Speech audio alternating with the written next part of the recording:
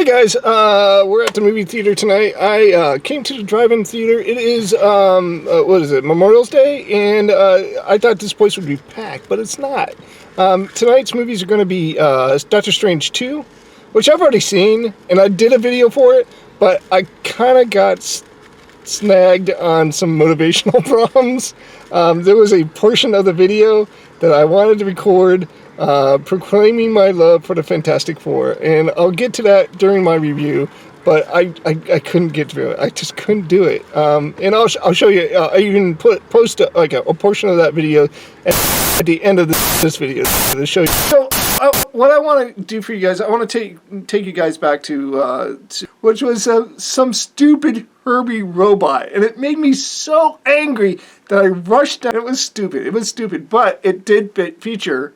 That was one of the issues that what I was trying to do and what I was trying to convey. But so that's my long way of saying we're seeing Doctor Strange 2 tonight, and we're also seeing Bob's Burgers the movie. And that movie is the real reason I'm kind of here. I'm kind of excited about seeing it. I kind of want to see it. But so in just a few seconds, guys, I'll be right back to let you know what I think about Doctor Strange 2. All right, see ya. Bye.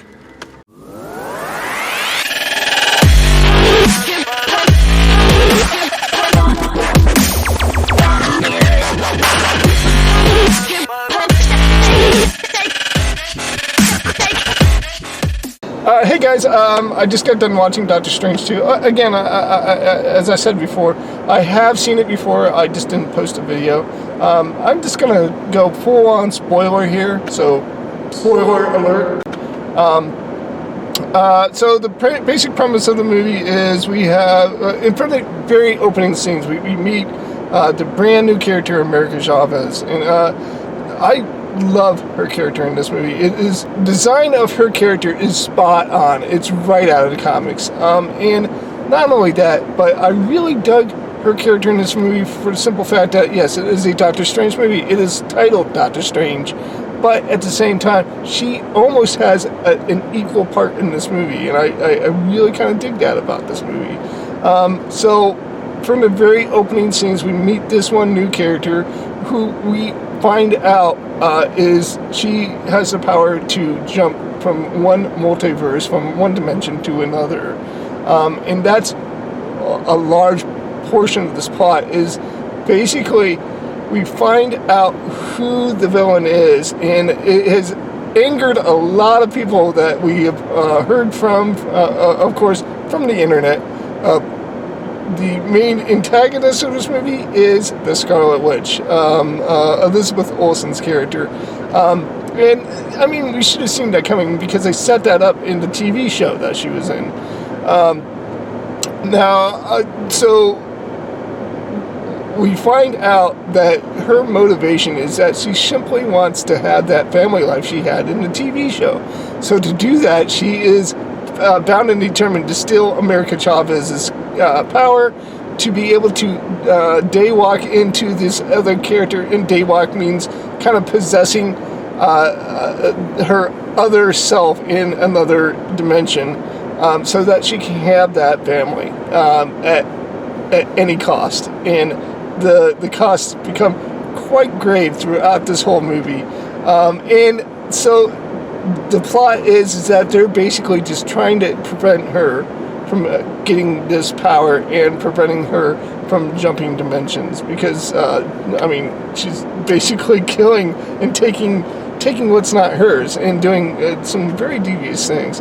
And so let's just go into what I really like about this film. Now, this film was directed by Sam Raimi, and if you're kind of like a movie nerd like I am, and I am an extreme movie nerd, you can totally recognize some of the visualizations, the visual cues that are in this movie, because it is totally Sam. It's a Sam Raimi movie. If you watch like Evil Dead 2, any of his movies, you can totally tell the visual style that he has in those movies and how it has in this movie. It's not to say that's bad. I really, it's Now, I enjoy every single Sam Raimi movie, but I do like his direction. I like that way that he, his vision, the way that he presents the movie to us. I really dig that, and I really liked the direction of this film. The thing that I didn't like about the first Doctor Strange movie was that all the magic seemed kind of the same, and it looked kind of the same to me. And it also looked slightly science fiction-y to me. It didn't look magic. It didn't look supernatural, where this movie kind of excels at that. It not only does every single magic spell that he casts is slightly different from the last one, but it looks supernatural. And that's another aspect of this movie I really, really enjoyed. The thing that I keep on that I alluded to in my intro, and the thing that I didn't want to spoil, but days after I had made my video, I was on the web and I saw people were already spoiling this portion of this movie, so I don't care about spoiling this movie anymore. People have already done that for me. The thing that really kind of amazed me and kind of it brought delight into my life was alright, so let me get into really quickly. My first comic I ever bought was the Fantastic Four. It was Fantastic Four 202, I believe. Anyways, I've collected the Fantastic Four ever since then. I have even gone back and read the 201 issues before I started collecting the comic, and I've read those issues as well. So I have read every single one of the regular series of the Fantastic Four. So when the original movie for Fox came out, the Tim Story version, they were super cheesy. Those movies were extremely cheesy. It's not that I didn't like them, but they weren't the greatest movies in the world. Then we had the Josh Trank movie that came out. That was a piece of poo. That was not fun to watch. It was kind of a chore to watch. So when Disney bought Fox, and everybody started clamoring about how they were going to bring the X-Men and the Fantastic Four into the MCU, everybody was scrambling on their theories on how this is going to happen. This movie pretty much did it for us. Yes, we get multiversal versions of these characters, but we still got the Professor Xavier character in this movie. And to my great delight, we got to see John Krasinski play Mr. Fantastic. Here's the thing that everybody's debating about online. Is John Krasinski going to reprise that role in the new the Disney version of the Fantastic Four? Let me ask you this question. Do you guys think that Patrick Stewart's going to reprise his role as Professor Xavier? Man, he looks awfully on that screen. I highly doubt that he's going to reprise that role. He's not going to be Professor X. They're going to recast that role. Disney, I'm pretty sure they just want their version of these characters. They want to be recognized as this is their version of these characters. So they're not going to be borrowing from the Fox universe. The only reason that we got Patrick Stewart, Professor Xavier, is they wanted to give the fans kind of like to throw them a bone. Right as we got to hear that Fox had been bought by Disney, we got to see all these Photoshop pictures of John Krasinski and his wife Emily Blunt playing Mr. Fantastic and Sue Storm, the Invisible Girl. We got to see many, many, many Photoshop pictures about this. That is just simply fan service. In my humble opinion, we are not going to see him play that role again. We're going to get a recast version of Mr. Fantastic. But I'm okay with that. And I'm also very, very thrilled with the appearance of Mr. Fantastic in this movie. I liked performances. I liked the directing of this movie. I really, really enjoyed this movie, but now my original score of this movie was 100%. I think that was a little too generous. What I wanted to do is I want to go and get it. I really can't think of anything that is kind of a drawback to this movie, but in sake of time, because of the other movies starting, I will go ahead and give it a 95%. It was enjoyable. I enjoyed it thoroughly. There are some people that find offense with this movie, but not me. I enjoyed it quite a bit. Hey guys, I'm going to be moving on. We're going to be watching Bob's Burgers, the movie, and then I'll be back in just 2 seconds to let you know what I think about that movie. All right, see you, bye.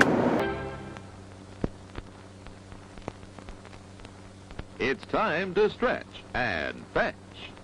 See what's cooking at our refreshment counter. You'll find your favorite foods and beverages, plus many new goodies to tempt your appetite and add to your evening's pleasure. Everything's the finest quality. So treat yourself now. Oh man, finally it's done with. Gee whiz. I'm not gonna lie, I'm sure that it wasn't the worst movie I've ever seen. But here's the thing. Full disclosure, I think I said this as I was going into this movie. I've only seen the show like a handful of times, and I don't know why I was so excited about seeing it. It just looked good. The promos looked good in it. But to be honest with you, the humor is extremely subdued, and that's not the type of humor that I like. The movie, it was just not for me. I didn't find it all that funny. The plot was okay. It had a solid plot to it, and I understood it, and it made sense, and it didn't make me angry. So, I mean, that's a plus, right? But, like I said, it had extremely subdued humor, and I was expecting something funnier. And the nail in the coffin, the really large nail in the coffin, I didn't realize this was partially, it's a musical. There's like 4 musical numbers in it. And I even turned to Kevin and told him every time they sing, a little piece of me dies. It really did. The music kind of brought this movie to a screeching halt all 4 times that they launched into the song.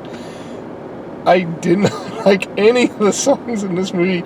In fact, I kind of deplored them. It was awful. The songs were not fun to sit through. The movie itself, it had a few chuckles to it. I laughed a few times, but I was expecting it to be funnier. I was really, really hoping to like this movie. I didn't. It was okay. I would totally give it a solid 65. It was... I wouldn't even say it was worth my watch. It would be... If I was at home, sitting at home, and nothing else, I've seen everything else on Netflix, all the streaming services, and this was on, yeah, I'd probably watch it. I might actually enjoy it for what it was, but to make a special trip to include this in one of my outings at the drive-in, I'm kind of disappointed. 65 is the best I'm going to get this movie. And Doctor Strange, I have nothing bad to say about that movie. I enjoyed it from beginning to end. I gave it a 95, but I don't have a good reason for that 5% missing. It was a really fun movie. It was maybe... I think I'm good on that. Alright, so that's it. That's my time at the drive-in theater. Guys, that's it. I don't know when I'm going to see you next, but there's a bunch of movies out that I do want to see. I'll be honest with you. I hated Top Gun, but I'm kind of curious in what Top Gun Maverick's all about. I kind of want to see that, and I might actually get around to seeing that someday in the near future. There's a bunch of other movies that are not coming to mind right now. Buzz Lightyear is coming out pretty soon, and I'm really super excited to see that. But hopefully I'll be able to talk to you guys in just, in a week or two. And I'll be back to do some more reviews. But other than that, hey guys, I'm out of here. As always, I wish everybody peace. Montana. I will talk to you guys later, and goodbye.